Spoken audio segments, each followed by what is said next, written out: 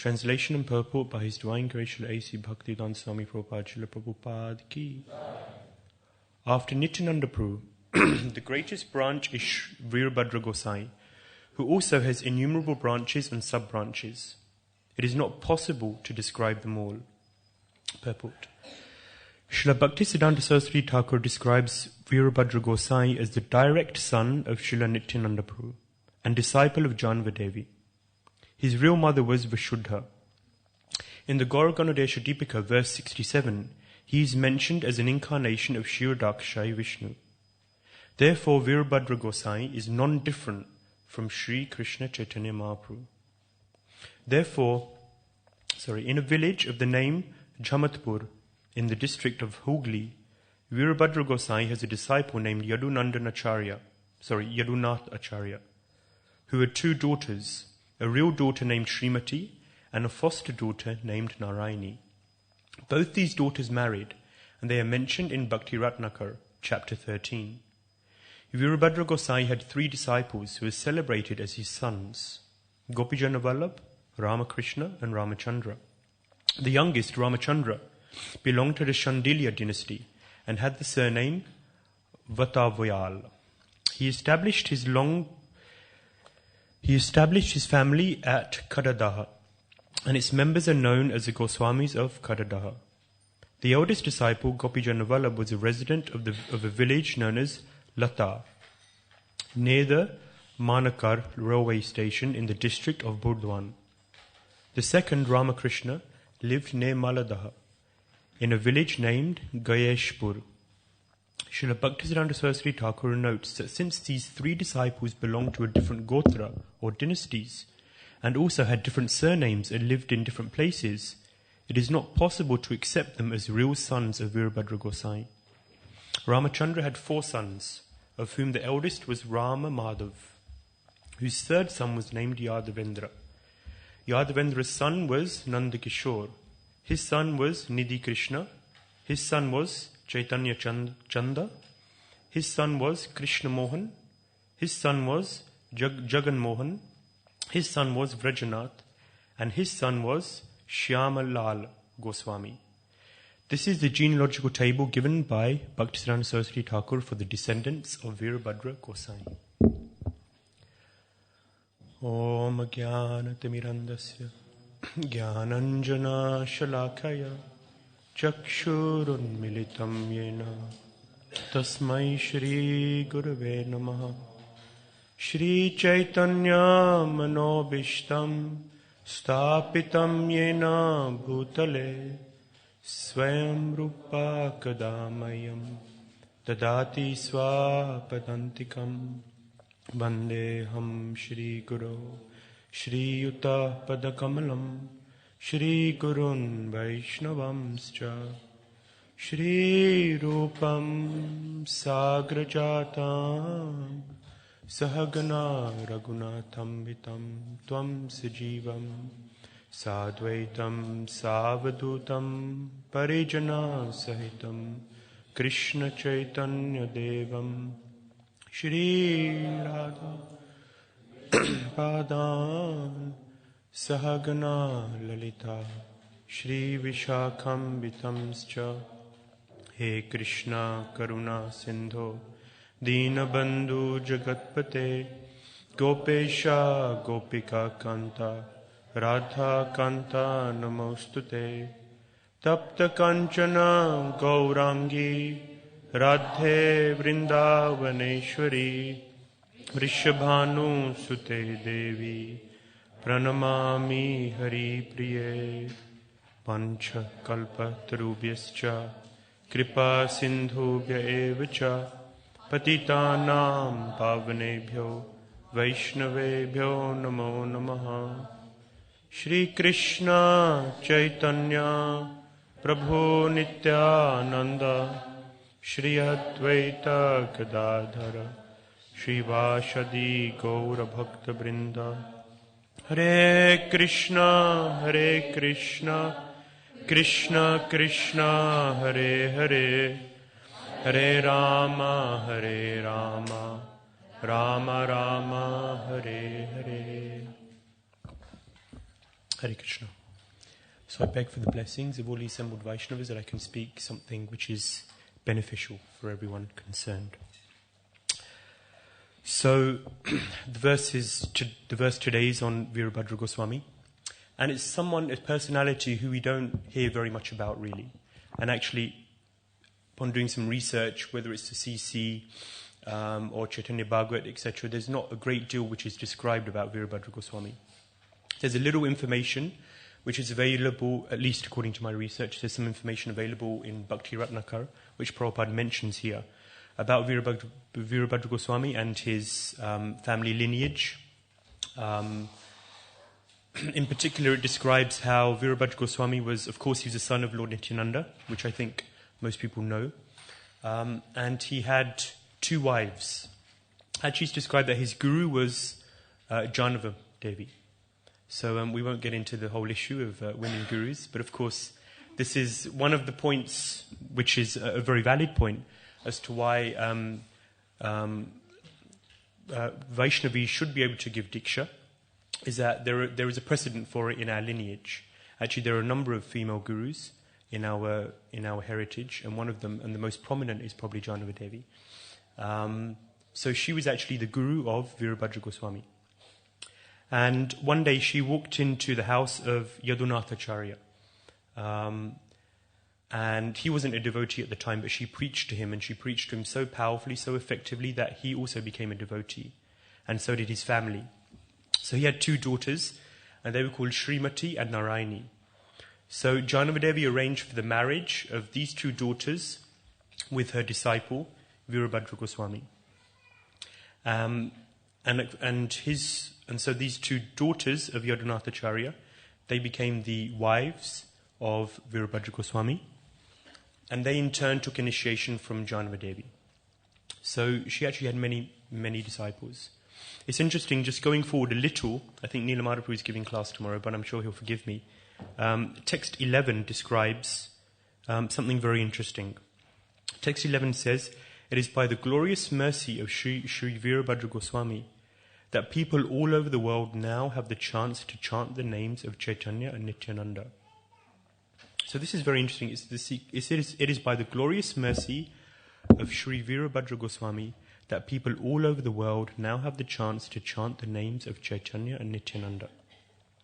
So we can understand that Virabhadra Goswami is a very powerful personality, because Krishnadas Kaviraj Goswami, at least Srila Prabhupada, is saying that by his mercy, this Krishna consciousness movement has been spread all across the world.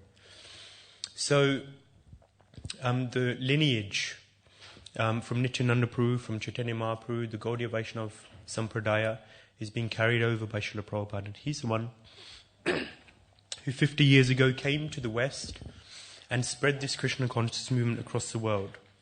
So this is the mood of Nityananda Prabhu. Actually, when Chaitanya Mahaprabhu left Bengal, when he took sannyas, he went to Jagannath Puri and stayed there for 18 years until he left the world. Well, he travelled around India for 6 years, and then stayed in Jagannath Puri for 18 years.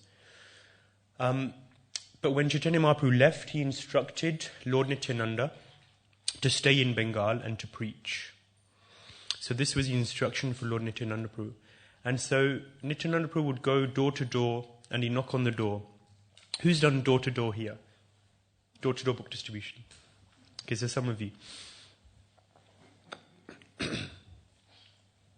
So Lord Nityananda, he would do door to door. He'd knock on the door, and as soon as they'd open the door, he would fall flat at their feet and say, "Please chant the holy names of the Lord. Please take shelter of Sri Chaitanya Mahaprabhu." So this was his mood in preaching. He was begging and pleading people to take shelter of Lord Krishna, of Radha and Krishna. So when we're preaching, this also has to be our mood, that we are begging and pleading people to take shelter of the Lord. So of course this is not something that we physically do. We don't physically, I think we'd probably get reported to the police if we started knocking on doors and falling flat at people's feet. But we have to internally be desperate for people to take shelter of the Lord. So it's described actually that Virabhadra Goswami was also very, very potent in preaching the cult of Sri Chaitanya Mahaprabhu.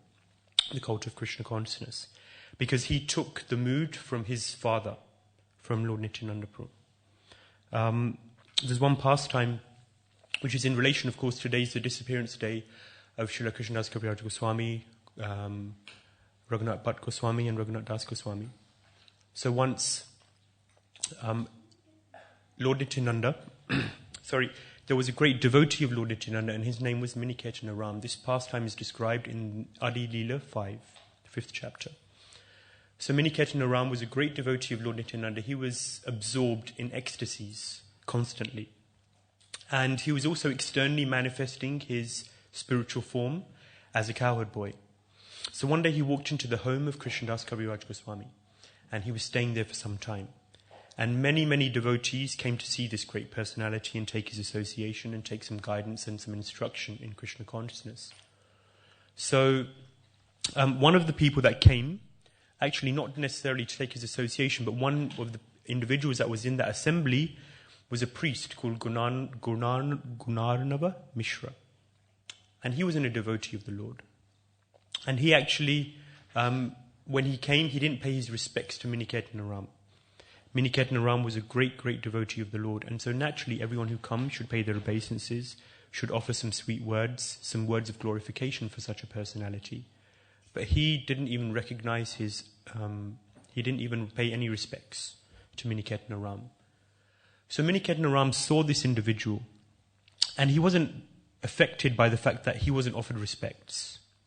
But he could see that in Gunarnava Mishra's heart there was some offense. At that time, even in the times of in the presence of Sri Chaitanya Mahaprabhu and soon after his presence, there was some being the material world, there was some very odd ideas going around. So there were question marks over whether Lord Nityananda was actually Vishnu Tattva, or whether maybe he was Jiva Tattva. This was one of the ideas. There were question marks over Chaitanya Mahaprabhu himself. Some people thought that he was a Gauranga Nagari, meaning he was acting as though he was Krishna with many, many girlfriends, as opposed to staying chaste to his wives. So there were many very contaminated philosophies and ideologies going around. So the Gauranga Nagaris are one of the upper sampradayas. There were 13 upper sampradayas which Bhaktivinoda Thakur looked to defeat. So there were many contaminated philosophies going around. So Gunarnava Mishra was affected by these philosophies. So he didn't necessarily understand Lord Nityananda to be the Supreme Personality of Godhead. And therefore he had this offensive mentality. And actually the brother of Krishnadas Kaviraj Goswami also felt the same. He sided with this priest. And therefore when Krishnadas Kaviraj Goswami saw this, he was very, very upset with his brother. And they had an argument. And so that night, Krishnadas Kaviraj Goswami was resting, and he had a dream. And Nityananda Prabhu came to him in his dream. Now, whenever there's Vaishnava Prad, we understand that there's 3 options. What are the 3 options? Does anyone know? Walk away, so leave that place. Number 2, cut out the tongue. Cut out the tongue of that person. So this was probably going through Krishnadas Kaviraj Goswami's mind. Should I cut the tongue of my brother? And the 3rd? Suicide. So you either kill yourself, you cut out their tongue, or you leave that place. So you've got 3 options. Now in today's world, it's probably best to go with the 3rd option. You probably don't want to commit suicide. That's not a good idea. This is also not in line with our philosophy. And if you cut out their tongue, then you'll probably have some problems with the police. So he left that place under the instruction of Nityananda Prabhu. Actually, that night, Nityananda Prabhu came to Krishnadas Kaviraj Goswami's dream, and he instructed him that leave now for Vrindavan. So directly, Krishnadas Kaviraj Goswami got up and he left for Vrindavan. And there he wrote Chaitanya Charitamrita and did many other great works, of course. So Nityananda Prabhu's mood is to preach Krishna consciousness. And this is something that we can do very well to take on into our lives, this mood of preaching. Of course, it's fundamental to our mission, to our movement. In one conversation between Chaitanya Mahaprabhu and Haridas Thakur in Antya Leela 3, 3rd chapter, Chaitanya Mahaprabhu is very worried, he's very upset, and he has a burden on his shoulders, he describes. And that burden, he describes, are the Yavanas and the Malechas of the world. He's seeing that all these people are not chanting Hare Krishna, they don't even know about Krishna. And so he feels this great burden on his shoulders. He feels like he needs to help these people to become Krishna conscious. So Haridas Thakur, he says something very simple. He says, Prabhu, chinta na kariya. He says, Prabhu, O Chaitanya Mahaprabhu, do not worry. Do not worry, because I will take on some of this responsibility onto my shoulders. So in the purport to this verse, Srila Prabhupada says that this is the duty of every member of the Krishna consciousness movement. Every member of the Krishna consciousness movement must take some of this burden from the shoulders of Sri Chaitanya Mahaprabhu and onto their own shoulders. So they must take on some of that burden. And in this way, we become very dear to Sri Chaitanya Mahaprabhu. Imagine if you're carrying a heavy weight, a heavy load of boxes. At the moment we're preparing for Dashera. So we're on the fields, some of us, preparing for the festival tomorrow. And sometimes we have to carry very heavy weights. And if someone comes to you and just takes a small portion of this weight, if you've been carrying it for a very long time and it's very heavy, then if someone just takes a small portion of this weight off of your shoulders, then it makes a big difference. It helps a lot. And you're very thankful to this person. Similarly, if we take some responsibility in the Krishna consciousness movement to try and preach Krishna consciousness, then Chaitanya Mahaprabhu is very pleased, because some of that burden which is on his shoulders is taken off and is put onto our shoulders. And it may not necessarily be very comfortable for us to take on that responsibility. It's much easier to have a relatively simple life. But actually we can make much more advancement if we can do that. In 1975, it was the summer of 1975,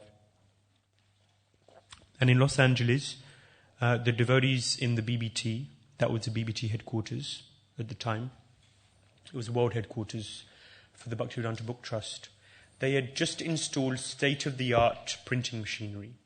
So Rameshwara Prabhu was in charge, and he was very proud to invite Srila Prabhupada. Prabhupada came especially to see this machinery. It was all the latest printing mechanisms available at the time. They'd spent a fortune on it all. And they were very happy to inform Srila Prabhupada that they would now be able to produce one book every 2 months. And in this way, they could really rank up the production of Srila Prabhupada's books. And they thought this would really please him. So Srila Prabhupada was interested to see this machinery. And of course, Prabhupada was writing and translating at the time at a very, very fast pace. He had finished the Chaitanya Charitamrita, and it was in raw manuscripts at the time. So he said, he thought a little and he looked at the devotees. Actually, there was one devotee called Rameshwara Prabhu and another called Radha Vallabha, and they were in charge of the printing press at the time. And they were very dear to Prabhupada. And Prabhupada said, well, I finished the Chaitanya Charitamrita, so I would like you to finish these 15 volumes, as well as at the time they were on the 5th canto. So Prabhupada said, I've just finished the 5th canto, so I'd like you to finish 15 volumes of CC and the 2 volumes of the 5th canto in 2 months. 2 months. And they just looked at Prabhupada, are you serious? And they didn't understand, and Prabhupada was deadly serious. Prabhupada said, I want these 17 volumes to be completed in 2 months. Simple. End of story. And there was a whole group of devotees around, and they all heard. And everyone was just aghast. They were just shocked. How is this possible? How can this be? Is Prabhupada really serious? And Rameshwara turned around to Prabhupada and he said, Prabhupada, this is impossible. And we all know how Srila Prabhupada replied. He said, the word impossible is found only in a fool's dictionary. This was Prabhupada's response. Shri Shri Radha Gokulananda ki, Shri Shri Sitaram Lakshan Hanuman ki, Shri Shri Gauranitai ki. So this word impossible is only to be found in a fool's dictionary. You can do it. So the devotees decided that rather than try to make excuses, rather than trying to find all of the reasons why they couldn't do it, they got together and they decided that we have to do it. So they took on that responsibility. And the devotees described that the moment they took on that responsibility and said, we will do this because a pure devotee has desired it, because Srila Prabhupada has requested it of us, we will do it. So they decided that we're going to do this. So they got together and they found that ideas were flowing, people were coming to the mind, understanding of how they could do it, mechanisms, people coming forward to help, and everything began to come together. It was a 2-month marathon of all marathons. The devotees were just, they'd find themselves, they'd wake up, I was reading about it, and they'd wake up in the mornings just kind of slumped over their desks, having had a few hours of sleep in between their translating and layout and proofing and so on and so forth. It was an extremely intense period. Probably the most intense time that most of the devotees had and probably would ever have in their lives. But in 2 months they completed these 17 volumes. And Srila Prabhupada was so ecstatic, he was so happy with the devotees. And so he wrote a letter, and he said, everyone that has taken part in the production of these books is guaranteed to go back to Godhead. So this was Prabhupada's response. Because they had taken some of the burden from the shoulders of Srila Prabhupada, and because they had given themselves to that service, given everything to that service, they've come out of their comfort zone in order to take on that responsibility for the pleasure of Srila Prabhupada. Prabhupada was so grateful to them. So grateful to them. So in Liverpool, we were in Liverpool in the winter marathon, the Prabhupada marathon, just last year. And we were having a great time in Liverpool. This was I think it was the 22nd of December. And it was Nikhil, Zimon and myself. 3 of us were in the town. And we were having a great time. Books were flying out and it was evening time. It was around 10 to 8. I remember the time. And one of the devotees turned around to me and he said, I need another 12 books in order to hit 100. And I said, yeah, but we decided that we're leaving at 8:15. So you've got 25 minutes to do 12 books. And he just said, but Anand, that's just not possible. I mean, 12 books in 25 minutes, I've probably never done that in my life. 12 books in 25 minutes? And I said, you sound like an atheist. Because the atheist mentality is that I cannot do this. I cannot do this means that it's just me in the picture. Krishna's irrelevant. But if we really rely on Krishna and Krishna's mercy, then anything can happen. Miracles can happen. Ultimately, if we rely on Krishna, then he can make anything and everything happen. So 25 minutes later, he hadn't hit 100, but he'd probably got much closer. And hopefully his faith in Krishna had really increased because he had some wonderful interactions and many more people took books than he had expected. I think he finished the day on 95. So it was a good result. But if we rely on the mercy of Krishna, then anything can happen. And when we really dedicate ourselves to the mission, then Krishna really gives his mercy. There was one in the annals of book distribution, this Mataji, her name was Gauri Devi, she will always be one of the most prominent figures. So she was describing that she wanted to dedicate her life to the service of book distribution. So she said she was in her early 20s and she was telling the devotees that I want to do book distribution until I'm 65. When I'm 65, I want to retire and I want to go to Vrindavan and hear and chant. This was her plan. This was her life's plan. So she was a very fired up book distributor and she was inspiring so many people in this service, men included. And unfortunately, at the age of 45, she was so ill that she had to go to Vrindavan in order to leave her body. And when she was in the airport leaving, all of the devotees came to see her off. She was in Los Angeles airport. And as she was in a wheelchair, and as she was leaving, she was going around stopping people in a wheelchair trying to give them books. And she was ready to leave her body. So this is dedication to the mission. So there's so many inspiring personalities. In the pastime of Ambarish Maharaj and Durvasa Muni. Durvasa Muni, he's a Brahmana, and he doesn't actually understand what or who a Vaishnava is. So he, of course, I won't go through the whole story because we have limited time, but he basically offends Ambarish Maharaj. He says to Ambarish Maharaj that I want some food. So then he goes to do his Gayatri and to have a bath before his meal. And Ambarish Maharaj is fasting for Ekadashi. And he's ready to break his fast for Ekadashi. And of course we know that there are particular times between which you can break your fast.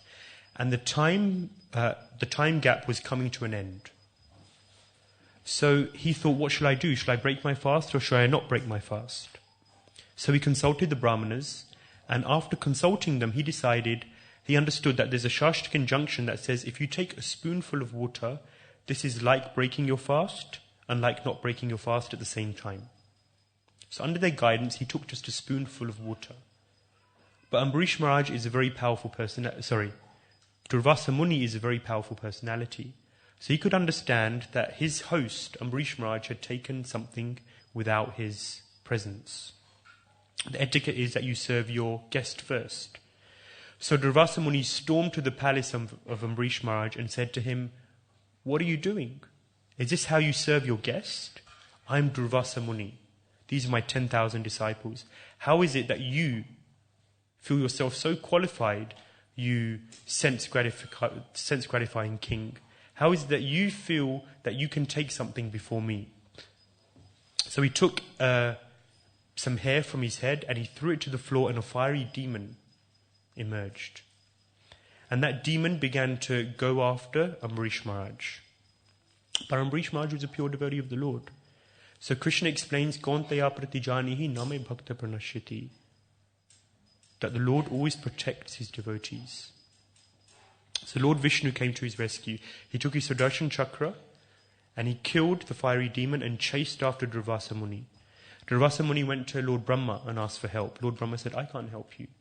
Then he went to his worshipful Lord, Lord Shiva. And Lord Shiva said, "I can't help you. This Sudarshan Chakra I can't do anything about."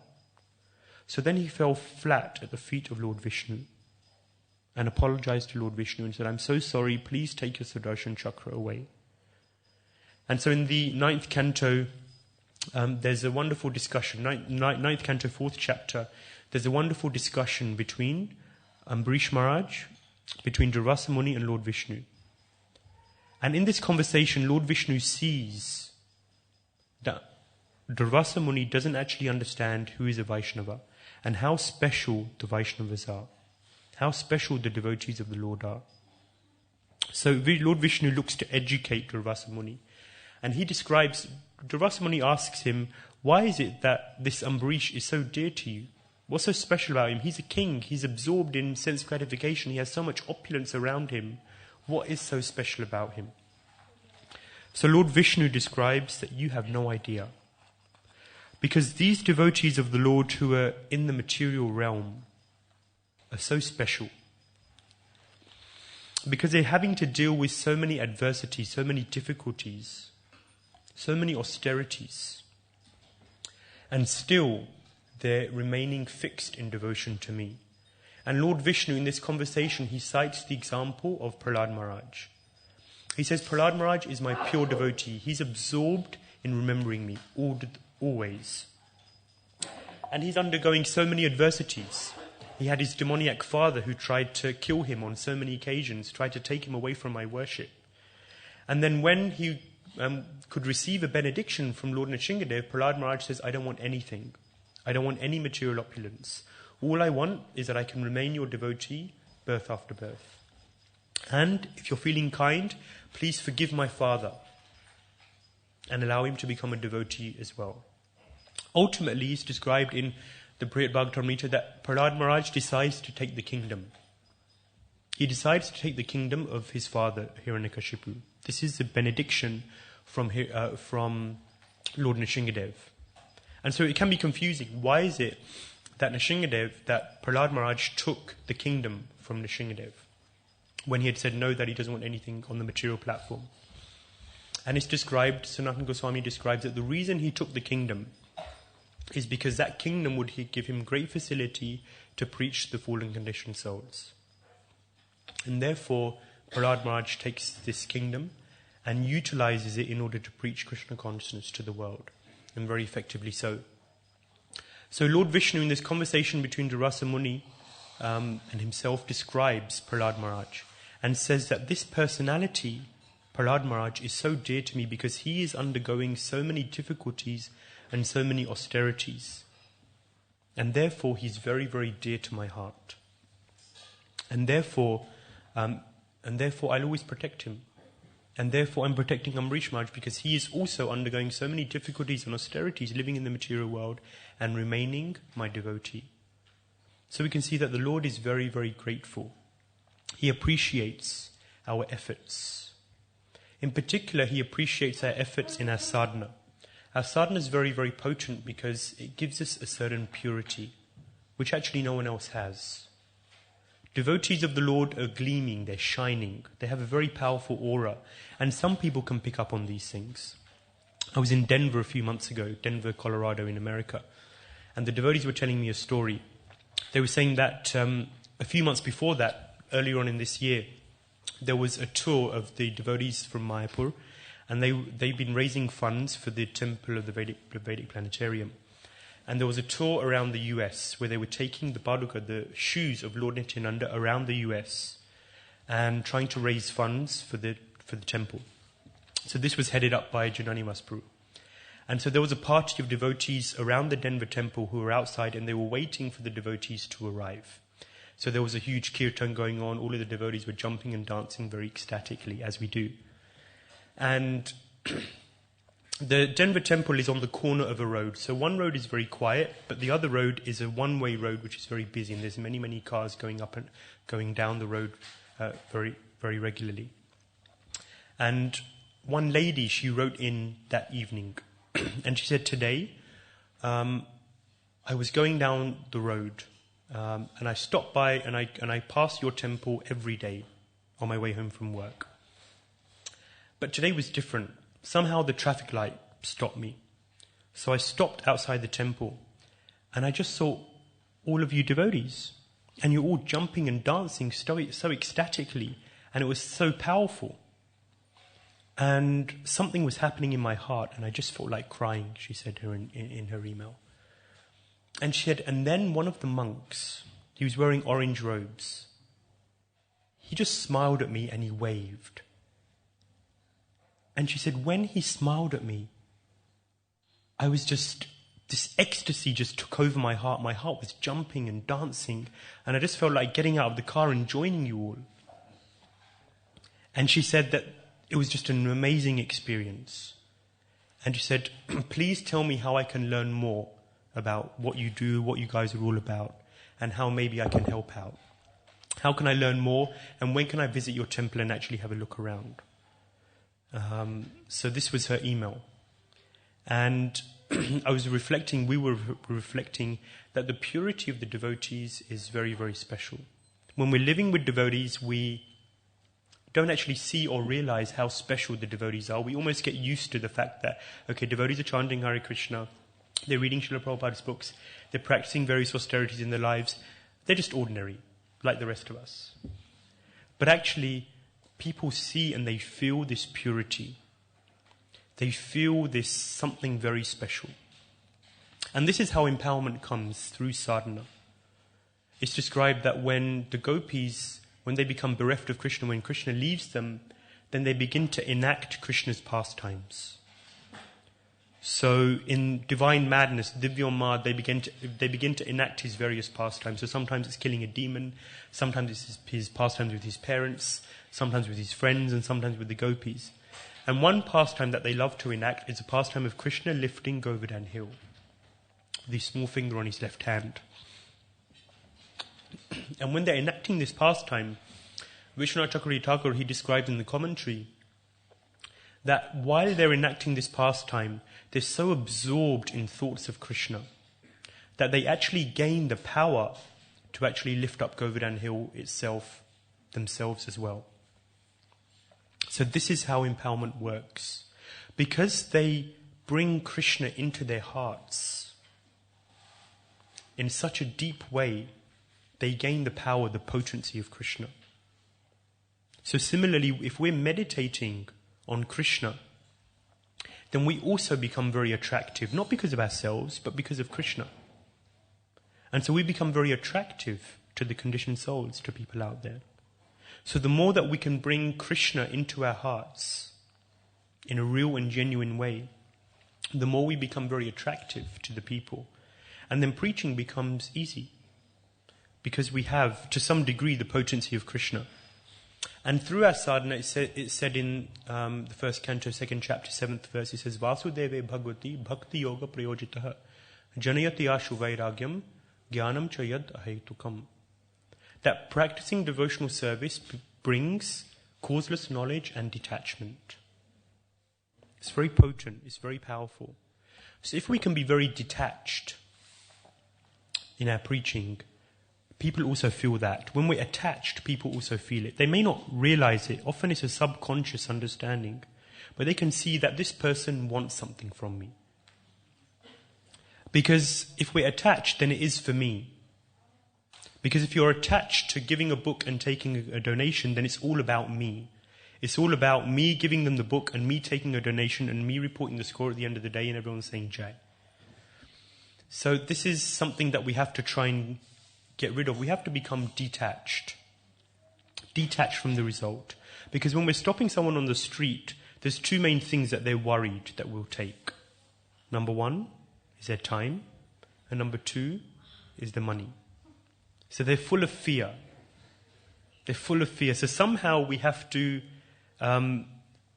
make them feel peaceful and make them feel calm. And tell them that I'm not after anything, I don't want anything from you. So that only really comes if genuinely you don't want something from them. You can tell them, but they won't really believe you unless you really feel it. Because people pick up on these subtle aspects. So we have to be detached. And this comes from good quality sadhana. Just on Thursday I went to Carnaby Street in London and I was distributing books. And I stopped a couple. And they said that they were newlyweds. They just got married. But they were looking at me funny. They looked very friendly to begin with. And they were smiling and they stopped very easily. And then they said those dreaded words, "We're born again Christians. And we're not interested in your books and we're not interested in giving you a donation because we give to the church regularly and you're just going to burn in hellfire." Very nice. But in my heart, I was not affected on this occasion. It didn't bother me. I actually just felt detached. No problem. And in my heart, I felt no negativity towards them. And I just said, "Thank you so much for stopping. I apologize for having taken so much of your time. It's wonderful to see you both. And I wish you the best for your life together." And I really wished them that from the heart, in a genuine way. And they left. And then they came back about half an hour later. And they were just looking at me, they were watching me for a few minutes. And I sensed them watching me and I saw them watching. And then they came to me, and when I'd finished with the person, and they said, "We changed our minds." And they gave me £5. And they said that we were just impressed by how you responded to us. We responded to you with such words of negativity, and you said to us, your response to us was so positive, so nice, so pleasant. Whoever you are, whatever you're doing, you've got something. And I thanked them very much, and I said to them that actually it's a monk principle that I don't take anything without giving anything back. So I'd like to give you this book. And I gave them a Bhagavad Gita.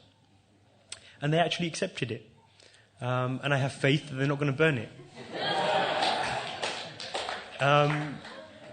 So it was just a wonderful interaction, and it's not me.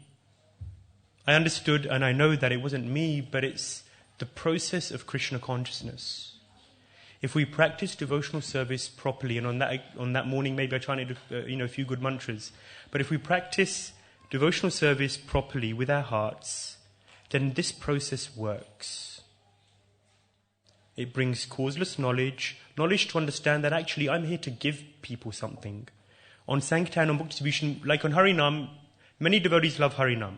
Because on Harinam, you're not there to take anything from anyone. You're just jumping and dancing on the streets. It's easy. But book distribution becomes more difficult because you're there to take something from them. You're there to take their money, and you know that. And you know that that's a very uncomfortable experience for them, and therefore we're very mentally uncomfortable and uncomfortable about it as well. But we have to transcend that. And we have to understand that actually I'm here to give. I'm here simply to give people mercy. So when you're taking Lakshmi, ultimately that Lakshmi belongs to Krishna. It doesn't belong to any of them. They're going to use it for themselves in their own sense of gratification. So if you take a bit of that Lakshmi and use it in the service of Sri Sri Radha Gokulananda, that is the best Lakshmi they'll ever part with. So we are serving them by taking some of their Lakshmi and using it in pure devotional service. So we are giving them this opportunity. It's the best £5 that couple will probably ever spend. Yeah? So we're giving them this opportunity. Second thing is that we're giving them transcendental knowledge. Knowledge by which they can extricate themselves, remove themselves from this whole material realm. So we're simply giving people something. So if you were going around with £50 notes and giving people £50 notes on the streets, people would take the notes, probably, you'd hope, you'd think. And if someone said no, I don't want your £50 note, what would you think? Would you be affected? Would you feel upset? Would you mull over it? Would you say, I want to leave the street now? No, because you're giving them something. You're very conscious that I'm here giving people something, and therefore you're totally unaffected because they've just rejected something which you're giving to them. You're giving them such a wonderful gift. But here we're giving them transcendental knowledge. So if they reject it, that's up to them. It's not something that we should or we need to get upset about, because ultimately we're there to give. And when we're really convinced in what we're doing and why we're doing it, we're there to give people the mercy. We're just messengers. We're conduits by which they can get the mercy. If we're there and really in that mood, then we're convinced. And when we're convinced, we have a certain... our vani, our words carry a certain potency, a certain assertiveness, assuredness, which also affects people.